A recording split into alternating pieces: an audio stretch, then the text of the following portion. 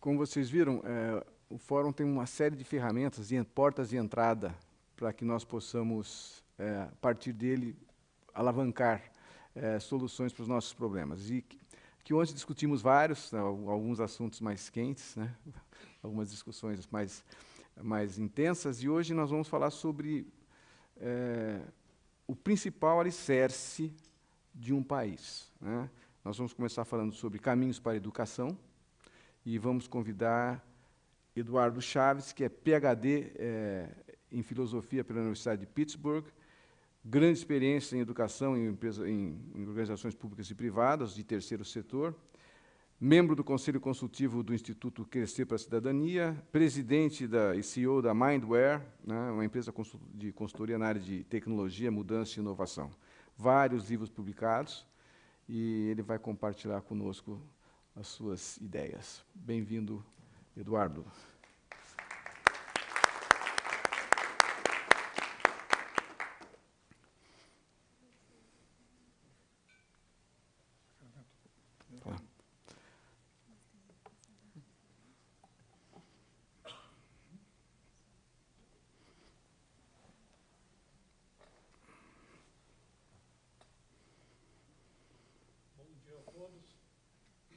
Tá ligado? Bom dia a todos, é com grande prazer que aceitei o convite de participar desse evento pelo foco que tem na inovação. Acho que poucas áreas necessitam tanto de inovação hoje em dia no Brasil como a área da educação. Então, propus-me falar sobre caminhos para a educação, novos caminhos, certamente. Mas, para falar sobre caminhos novos, a gente tem que falar um pouco sobre os caminhos velhos. É atribuído a Einstein o dito que vocês encontram aí no slide, né? Só insanos fazem a mesma coisa dia após dia e esperam que, num determinado dia, o resultado venha a ser diferente. Na verdade, o dito propõe isso como uma definição de insanidade, né? O insano é aquele que, independentemente dos resultados que a sua atividade tem, ele continua a exercê-la exatamente do mesmo jeito, o tempo todo, dia após dia, na esperança que uma hora dá certo, né? Acho que nós, na educação, sofremos dessa insanidade, em especial aqui no Brasil. Tanto os educadores como aqueles que eu, tomando emprestado um termo que encontrei na internet, os educratas, aqueles que se propõem a gerir, a administrar, a conduzir a educação, fazem a mesma coisa nas escolas, dia após dia. O resultado é desastroso, nós continuamos a figurar nos últimos lugares em avaliações internacionais, mas, surpreendentemente, não só não desejam mudar, como querem aumentar a intensidade, a quantidade daquilo que fazem. Então, a solução que a maior parte daqueles que militam na educação tem para os problemas da educação é mais educação do mesmo jeito que ela vem sendo oferecida, ministrada, proporcionada. Por exemplo, eu entrei na escola em 1950. Grupo escolar, professor José Augusto de Azevedo Antunes, da rede pública em Santo André. Eu ficava na escola 3 horas por dia, das 8 às 11, às vezes das 2 às 5. E o resto do dia eu tinha para brincar, para estudar, para ler, para me divertir, para fazer qualquer outra coisa que eu quisesse fazer. Só 3 horas por dia. O calendário era o calendário letivo relativamente mais curto do que é hoje, né? 140 dias, depois passou para 160, depois para 180, nós estamos com 200 dias letivos hoje em dia. Quando eu entrei na escola, apenas 4 anos de escolaridade eram obrigatórios, apenas o curso primário. Depois de 4 passou para 8, de 8 para 9, de 9 para 12, de 12 para 14. Daqui a pouco eu não sei se até mesmo a educação superior não vai ser considerada um direito e, ao mesmo tempo, um dever, uma obrigação. Então, aumentou-se o período que a criança fica na escola, o número de dias que ela fica na escola, o número de anos que ela tem de obrigatoriamente frequentar a escola, a insistência para que o nosso calendário chegue mais próximo do calendário japonês, que supostamente está perto de 240 e poucos dias por ano. Só tem sábado e domingo e alguns feriadinhos em que as pessoas não estão, as crianças não estão na escola. Ao mesmo tempo, há insistência para que os professores aproveitem melhor o tempo da escola para fazer aquilo que realmente importa. Há deveres que se passam para que os alunos façam em casa, até mesmo o período de férias hoje, às vezes é aproveitado para que continuem a estudar aquilo que a escola querem que eles estudem. Então, no nível básico, há uma ênfase muito grande em criar mais escolas, em criar escolas de tempo integral, em que as crianças talvez fiquem lá o dia inteiro. Aumentam-se os programas de formação de professores, programas basicamente do mesmo jeito que eles sempre foram. Fazem-se convênios entre escolas e empresas, escolas e ONGs, introduz-se tecnologia nas escolas, criam-se metodologias para usar a tecnologia na escola, treinam-se professores para usar a tecnologia no ensino, inventam-se novos exames, testes para avaliar a aprendizagem dos alunos. Em alguns casos, criam-se políticas públicas para melhorar os salários dos professores da educação básica, mas a qualidade da aprendizagem não melhora. Nem mesmo a aprendizagem que é admitidamente aquela que a escola quer promover. No ensino superior também segue-se o mesmo modelo.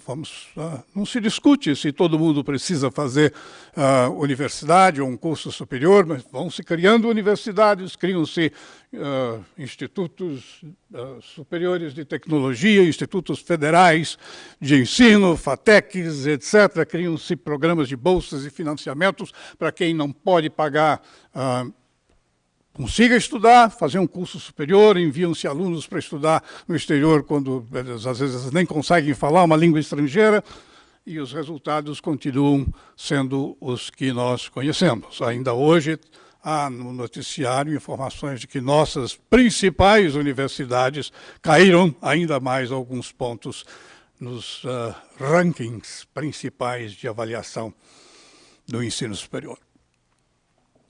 Então, vamos deixar isso aí por enquanto e mudar um pouco de assunto. Né? Tem uma citação na tela de um indivíduo que não é um educador, o nome dele é Jay Allard. Ele foi vice-presidente da Microsoft por alguns anos, é um rapaz ainda novo. A principal realização dele nos anos na Microsoft foi inventar a plataforma Xbox, e dentro dessa plataforma um mecanismo chamado Kinect, que permite que as pessoas joguem jogos digitais sem ter alguma coisa parecida com essa na mão, simplesmente gesticulando na frente de uma câmera. Disse ele: a única maneira de verdadeiramente transformar o mundo, isto é, de mudá-lo de forma realmente inovadora, é imaginando-o radicalmente diferente do que ele é hoje. Se, no processo de mudança, a gente faz uso demasiado dos conhecimentos, da sabedoria, da visão de mundo que nos trouxeram até aqui, ou seja, se a gente depende demais do paradigma vigente, a gente termina muito próximo de onde começou e nunca cria um mundo novo, radicalmente diferente. Se quisermos obter resultados diferentes, diz ele, precisamos olhar as coisas com um olhar diferente, de um jeito diferente, de uma perspectiva totalmente nova. Ainda bem que o Sacramento disse ontem que aqui a gente está mais para explorar ideias do que propor soluções concretas. Então, acho que o explorar ideias envolve, de um lado, desaprender coisas, ou seja, dizer, aquilo que a gente vem fazendo por tanto tempo não funciona, o mundo mudou, talvez isso tenha funcionado até determinado ponto, mas o mundo mudou e nós continuamos a fazer as coisas do mesmo jeitinho na área da educação. A medicina mudou, a indústria mudou, o sistema financeiro mudou, a gente não transaciona mais com os bancos do jeito que fazia quando eu tive meu primeiro emprego no Banco Indústria e Comércio Santa Catarina, em 1959. A gente nem vai ao banco mais. A maior parte das pessoas nem carrega dinheiro, não usa mais talão de cheque. Então, o banco mudou, a medicina mudou, a indústria mudou. Por incrível que pareça, as livrarias mudaram com Jeff Bezos e a Amazon. A gente hoje compra livros do outro lado do mundo e eles chegam em menos de 1 minuto na sua plataforma digital. Mas a educação continua mesmo. Seymour Papert, que criou a linguagem Logo para ser usada com crianças, a linguagem de programação, e que faleceu, infelizmente, recentemente, uma vez disse que se congelássemos 100 anos atrás um engenheiro, um médico e um professor, e os ressuscitássemos 100 anos depois, o engenheiro ia chegar a olhar todas as ferramentas, o ambiente de trabalho, e ia dizer, olha, não consigo trabalhar nessas circunstâncias. O que eu aprendi não me vale nada hoje. O médico, de igual forma, mas o professor iria se sentir totalmente à vontade, né? Talvez mudou a cor do quadro negro, passou de negro para verde, de verde para branco, depois o quadro virou eletrônico, mas a parte disso quase nada mudou. A gente continua a pensar, a gente fala em educação e pensa em escola. Até a nossa lei, que se chama Lei das Diretrizes e Bases da Educação Nacional, você vai ler, ela é sobre o ensino. Não? Aliás, nos 2 primeiros artigos, ela diz que a educação é um processo que acontece aonde? No lar, na comunidade, na igreja, nos clubes, nos ambientes de lazer, no ambiente de trabalho e na escola. Esta lei vai regulamentar exclusivamente a educação que tem lugar na escola. Esquece o resto, como se o resto não valesse nada, e a gente vai se preocupar com a educação escolar. É por isso que a gente confunde. Fala-se em educação, pensa-se em escola.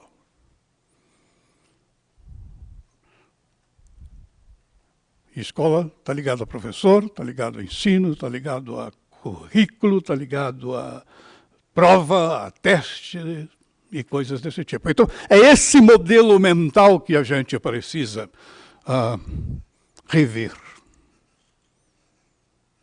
É muito difícil rever um modelo mental quando você faz parte dele.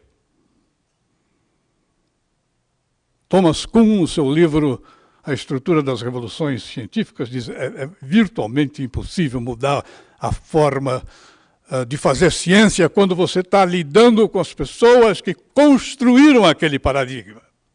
Ninguém, depois de publicar 150 artigos, pressupondo a veracidade, a validade de um paradigma, vai admitir que o paradigma estava errado e que ele perdeu o tempo dele publicando 150 artigos que hoje não valem nada, porque o paradigma mudou.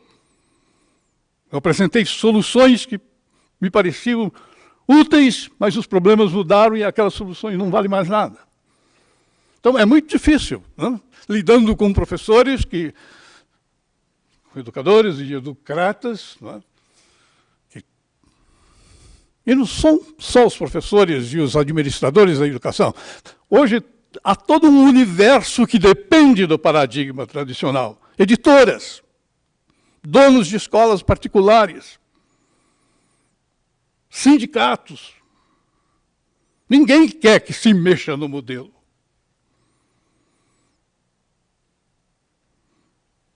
Mesmo quando a mudança é para liberalizar, tornar mais flexível, permitir mais escolha, permitir que nem tudo seja obrigatório, as pessoas concordam. Por quê?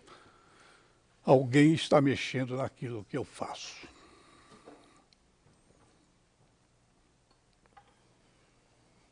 E nos meus direitos ninguém mexe. Não? É esse o bordão.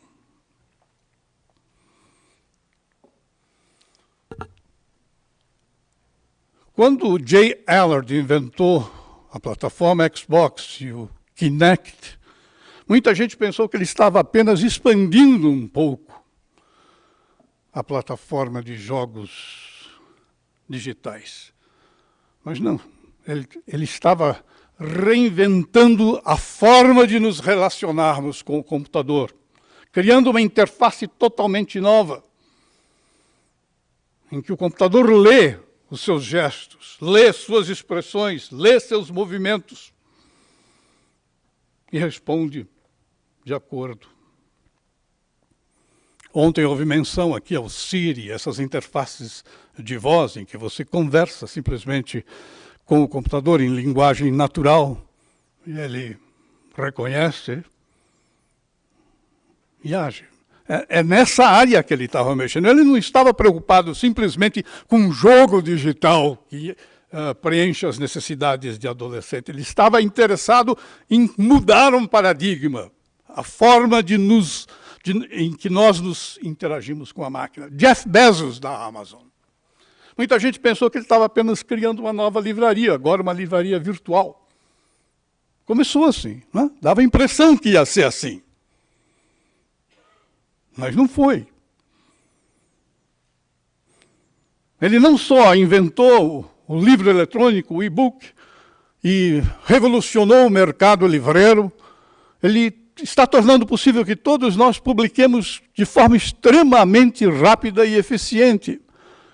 Quebrou o monopólio das editoras.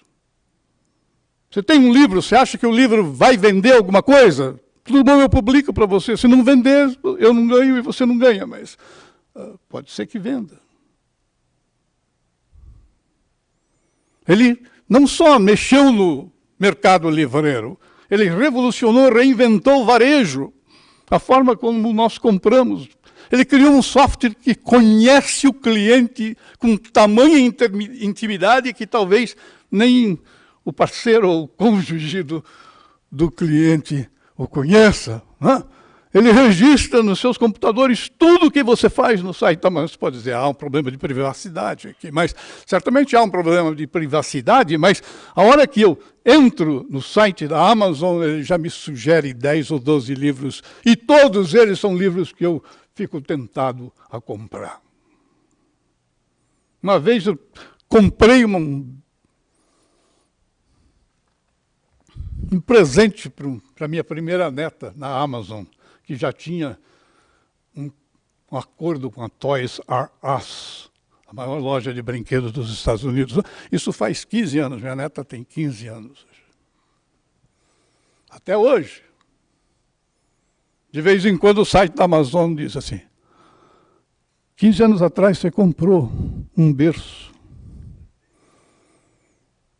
Aquela criança que nasceu hoje está com 15 anos. Você não está interessado em ver livros para ela, ou em ver isso, ou em ver aquilo? Né? Ele me acompanha. Isso é uma revolução, é uma mudança de paradigma. Não só no mercado livreiro, mas no varejo, na forma de lidar com os clientes. Ele promete, hoje em dia ele promete, olha, você compra um livro hoje, ele diz, um livro físico, né? Ele diz assim, vai ser entregue na sua casa até as 20 horas do dia 12 de dezembro. E você pode acompanhar a entrega. Você sabe que saiu dos Estados Unidos, chegou na alfândega, ficou 2 dias na alfândega, apesar de livro não pagar imposto.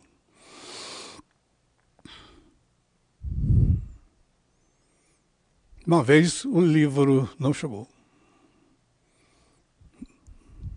E eu, às 9h da noite, deixei um recado, o livro não chegou. 1 hora depois, havia um recado deles, realmente houve um problema.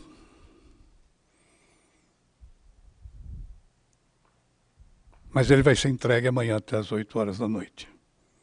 E para compensar a sua decepção conosco, o livro é de graça e o frete é por nossa conta. Ou seja, eu não gastei nada e o livro chegou até às 8h. É uma forma diferente de lidar, não é? É uma forma diferente.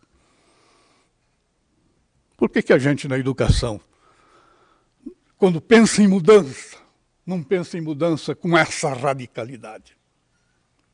Há 2 tipos de mudança. Uma é uma mudança que renova, que reforma, mas que não sai do paradigma. A outra é uma mudança que inova e transforma, mas para fazer isso tem que arrebentar com o paradigma tradicional. Quem conhece a grande controvérsia entre Thomas Kuhn e Karl Popper sabe a diferença entre o que Kuhn chama de ciência normal, que é a ciência dentro do paradigma, a ciência que o cientista faz dentro do laboratório resolvendo quebra-cabeças, que não tem nada de revolucionário, e a ciência revolucionária, a ciência que muda paradigma. É disso que nós estamos falando. Esse quadrinho aí vem de um livrinho chamado Education Epidemic, de David Hargreaves. Vocês podem encontrar na internet em PDF gratuitamente. Diz ele, existe mudança que é pequena, acontece aos pedaços, gradualmente, incrementalmente, e existe mudança que é ampla, profunda, sistêmica, holística, radical. Existe mudança que se faz dentro de um paradigma, ficando bastante próxima do pensamento ou da prática atual. E existe mudança que subverte o paradigma, que se move para longe do pensamento e da prática atual. O que é essa mudança, nesse quadrante, é o que nós chamamos de reforma, renovação. Essa é a mudança que envolve um alto grau de inovação. Ela transforma, ela vai além da forma atual. Na educação, nós temos ficado quase só por aqui. Muda currículo, inventa-se uma metodologia, resolve-se introduzir tecnologia na escola. Primeiro se cria um laboratório, bota os computadores lá, 1 hora por semana as crianças, os alunos usam o computador, depois se admite que eles tragam o computador para a sala, mas para usar só quando o professor permite. A gente vai mexendo em pequenas coisas, mas não mexe no tudo. E o que a gente precisa é mexer no todo. Então é preciso reconhecer que esse paradigma que nós temos usado, esse paradigma que nos formou a todos aqui, esse paradigma dentro do qual nós operamos, e que tem na escola, no currículo, no ensino, no professor, nos alunos, aprendizagem entendida como absorção e assimilação de conteúdos informacionais, avaliação que se caracteriza por testes, exames, provas. Esse paradigma está morto. Só falta enterrar. É que tem muita gente que quer fazer como botar o defunto na praça dentro de uma redoma de vidro e ficar adorando o defunto.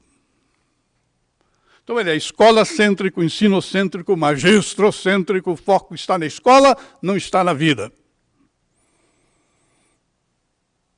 Está no ensino, não está na aprendizagem. Na didática, não naquilo que Papert chamou matética, Mathetes, em grego, é discípulo, que aprende. O foco está no professor e nos seus interesses e não no aluno. É o professor que é protagonista. É o professor que fica na frente. É o professor que é o artista. O aluno bom fica quieto e presta atenção. Fica quieto e presta atenção.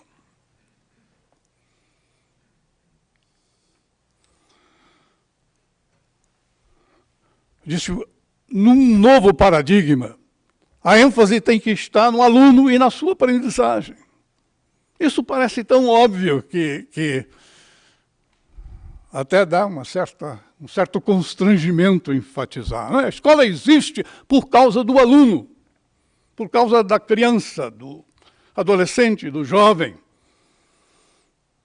Aprender não é uma decorrência daquilo que o professor necessariamente faz, ensinar. Aprender é se tornar capaz de fazer algo que a gente não conseguia fazer antes. Esse é o sentido comum de aprender. A criança não sabia andar, ela aprende a andar, ela se torna capaz de fazer um negócio que ela não fazia antes. Ela não sabia falar, ela se torna capaz de falar. Tornou-se capaz de fazer uma coisa que ela não conseguia fazer antes. John Holt, que tem vários livrinhos, ele é um professor meio ovelha negra, que muita gente detesta, e a maior parte detesta sem ler, né? Que diz o seguinte, se a gente ensinasse uma criança a andar e a falar do mesmo jeito que a gente ensina outras coisas na escola, elas nunca iam aprender. Eu ia falar assim, olha, para falar, você tem de ser capaz de controlar o fluxo do ar que sai do seu corpo através de sua boca, e você controla o fluxo do ar, fechando a boca, abrindo a boca, botando a língua nos dentes, a língua no céu da boca, tendo sons nasais, né? Então, por isso que a gente tem sons labiais, sons palatais, sons nasais. Então, vamos aprender a fazer um som labial. Elas nunca iam aprender. Elas aprendem porque, em primeiro lugar, elas querem andar. Elas veem todo mundo andando e elas estão presas no colo, no berço, no chiqueirinho, na cadeirinha. Elas veem todo mundo se comunicando e elas tentam se comunicar, começam a fazer ruídos, né, com sua boca. Elas querem aprender e elas observam, imitam, recebem retorno, feedback, apoio, incentivo. Quando a criança dá os primeiros passinhos, nós todos aplaudimos, né? Aprende, né? De repente ela está entendendo tudo, está falando tudo, até o que não deve, está correndo por todo lugar, até por onde não. Então esse processo, quando você começa com aquilo que é do interesse da criança, ela quer fazer, ele é um processo automotivado. Você não precisa gastar tempo, energia, motivando alguém para aprender. Ele é um processo ativo. Ela está fazendo coisas quando aprende. É interativo. É colaborativo. O processo junta, nos dizeres de Sir Ken Robinson,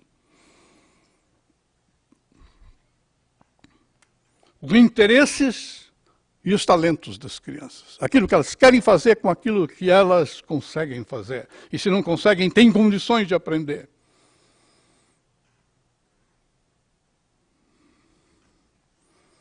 Esse processo nem de longe se confunde com o processo de tomar ciência, tomar conhecimento, ficar sabendo, registrar na memória alguma coisa, que é o processo que governa, de certo modo, o atual paradigma. Então, por que a gente não aplica na educação a atitude, a visão criativa e inovadora, até mesmo revolucionária de um Jay Allard ou de um Jeff Bezos? Tem havido tentativas. Em 1970, vai fazer 50 anos, mesmo antes do surgimento dos microcomputadores, da microinformática, Ivan Illich, um monge europeu, vivendo no México, já havia proposto que tentássemos educar sem escolas. Escreveu um livro que em português se chama Educação Sem Escolas, em inglês tem o título que eu acho mais interessante, é Deschooling Society, desescolarizando a sociedade. Amigo do Paulo Freire. A gente pensa no Paulo Freire, pensa num cara esquerdista, mas ele foi que disse que ninguém educa ninguém. Nós nos educamos uns aos outros, à medida em que a gente interage, dialoga, discute, debate, com a mediação do mundo. A mediação do mundo significa que a mediação não é da escola, é no mundo que a gente deve educar. Ainda ontem, o Sacramento falou da necessidade de trazer a escola para dialogar com o mundo. Eu acho incrível que a gente criou um monstrinho, que era parte do mundo, mas a gente o segregou do mundo, a gente transformou a escola num gueto que agora a gente precisa falar, olha, você tem que dialogar com o mundo. Senão a gente fica trabalhando só em função daquilo que a gente acha importante, não daquilo que as pessoas, que são as clientes da educação, acham importantes. Então, por que não focamos nas mudanças que, de certo modo, constroem em cima daquilo que as crianças de hoje já têm como interesses e talentos básicos? Ninguém aqui consegue ganhar um jogo digital, num jogo digital de uma criança. Não consegue. Por quê? Porque ela aprende aquilo sozinha, interagindo com os colegas, fuçando na internet, descobrindo macetes, e de repente, você tem um neto de 5 anos que falou assim, vem jogar comigo aqui, vô. Eu peguei um carrinho bem lento para você, só tem 130 cavalos, porque você nunca jogou isso aqui. Eu falei, o seu tem quantos cavalos? Ele disse, tem 450, mas... Ele tinha 5 anos, não sabia ler inglês, a interface era em inglês, e ele se movimentava por ela. Como é que você aprendeu? Eu falei, isso aprendi. Ele nem passava pela cabeça dele que parecia haver um problema aí da ótica tradicional. Como é que você aprende a jogar um jogo se ninguém lhe ensinou? Você está numa língua que não é a sua, que você não conhece. Aliás, ler você não consegue nem na sua. Então, por que em vez de trazermos tecnologia para dentro da escola, a gente não leva o processo de aprender para fora da escola? E faz da sociedade o ambiente, do mundo o ambiente, uma sociedade aprendente, onde a gente aprende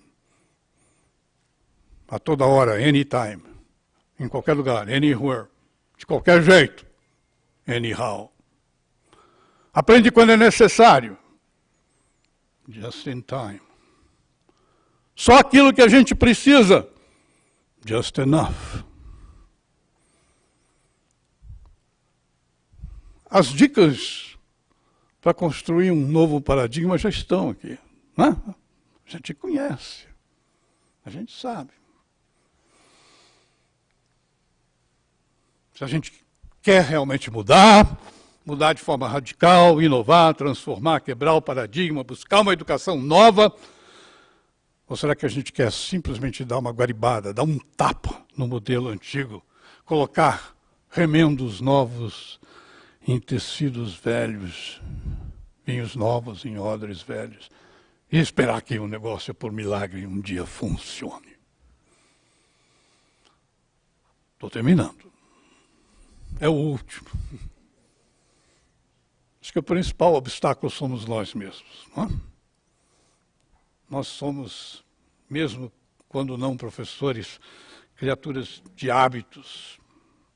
Apesar de termos discursos, às vezes radicais, mudancistas, o nosso mindset, no fundo, é conservador. a gente vê a tarefa da gente como sendo, de certo modo, a de quem guarda e transmite às gerações futuras a herança do passado. A educação, nessa ótica, é a coisa extremamente conservadora.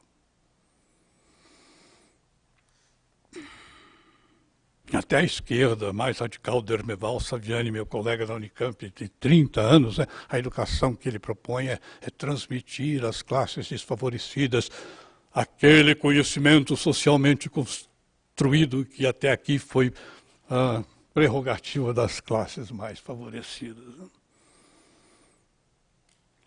Mas se a gente mantiver essa atitude conservadora, a educação vai para frente. Só que ela não vai ser feita na escola. Na verdade, ela está indo para frente. E a escola está ficando para trás. Ficando uma instituição que vai durar um tempo como instituição guardiã, que faz custódia de criança, enquanto os pais trabalham, se divertem. Mas a aprendizagem eles vão construir de uma forma diferente. Então a questão é se queremos ser partícipes da construção de um futuro novo, diferente, ou se a gente vai defender que ninguém mexe naquilo que eu faço. Muito obrigado.